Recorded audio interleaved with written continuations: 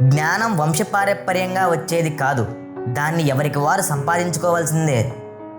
సాధ్యం కానిది ఏదీ ఉండదని నమ్మితే అసాధ్యమన్నదే ఉండదు. ఇదే మీ జీవితంలో చివరి రోజైతే మీరు ఏం చేయాలనుకుంటున్నారో అది ఈరోజే చేయండి. గతాన్ని తలుచుకొని బాధపడే బదులు భవిష్యత్తును నిర్మించుకోవడానికి ప్రయత్నించండి. ఎవరైతే ప్రపంచాన్ని మార్చగలమని నమ్ముతారో వారే ఆ పని చేయగలరు. గొప్ప పనులు చేయడానికి ఒకే ఒక మార్గం, మీరు చేసే పనిని ప్రేమించడమే. జీవితంలో నాకు ఇష్టమైన వాటికి డబ్బు ఖర్చు ఉండదు. మనందరికీ ఉన్న అత్యంత విలువైనది సమయం అని తెలుసుకోవాలి.